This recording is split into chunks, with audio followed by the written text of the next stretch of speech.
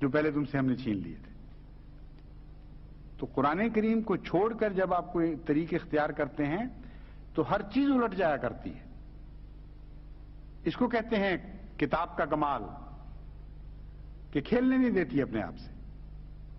جب آپ اس سے کھیلنے کی کوشش کریں گے، جس طرح بڑی طاقت کی بجلی ہو، اس کا غلط استعمال دھکا دیتا ہے، بعض دفعہ ہلاک کر دیتا ہے۔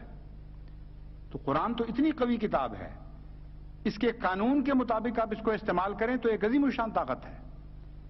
اس کے اندرونی قانون کے برعکس جب بھی اس کو استعمال کرنے کی کوشش کریں گے، یہ ہلاک کر دے گی آپ کو۔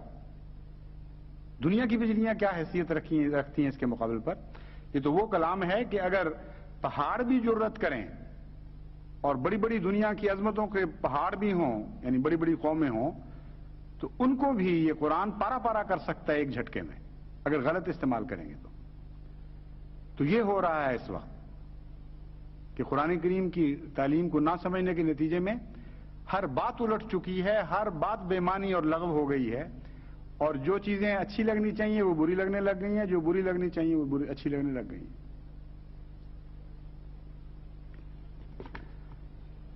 قرآن کریم ایک ایسی کامل کتاب ہے کہ ہر احتمال کو ملحوظ رکھتے ہوئے اس کا بھی ذکر فرماتی ہے، اور کوئی احتمال بھی باقی نہیں چھوڑتی۔ چنانچہ یہ کہنا اس پہلی آیت میں جو فرمایا گیا کہ یہ وہ لوگ ہیں جو یہ کام کرتے ہیں اور یہی ہیں جو ہدایت یافتہ ہیں یا نجات یافتہ ہیں، تو یہ سوال جیسا کہ اٹھایا گیا ہے، اس پر میں بحث کر چکا ہوں کہ یہ ساری چیزیں مسلمانوں کے لیے ہیں، غیر مسلموں کو کوئی حق نہیں ہے آن حضرت کی پیروی کرنے کا۔ وہ نافرمانی کریں گے تو ہمیں ٹھنڈ پڑے گی۔ اگلی آیت میں قرآن کریم انہی علماء کو مخاطب ہے، فرماتا ہے کہ ایسی کوئی بات نہیں۔ محمد مصطفیٰ صلی اللہ علیہ وآلہ وسلم نہ کسی قوم کے لیے ہیں، نہ کسی ایک مذہب کے لیے ہیں، بلکہ ساری کائنات کے لیے خدا نے ان کو بنا کے بھیجا ہے۔ اور یہاں یا ایھا الذین آمنوا کہہ کے مخاطب نہیں فرمایا، بلکہ فرمایا قل یا ایھا الناس انی رسول اللہ الیکم جميعا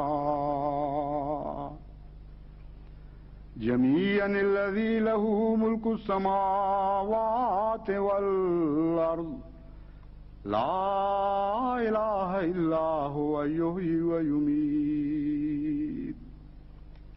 کہ اے محمد صلی اللہ علیہ وآلہ وسلم یہ اعلان کر دے اور ان کے دماغوں کی پیدا کردہ ہر قسم کی غلط فہمیوں کو دور کر دے۔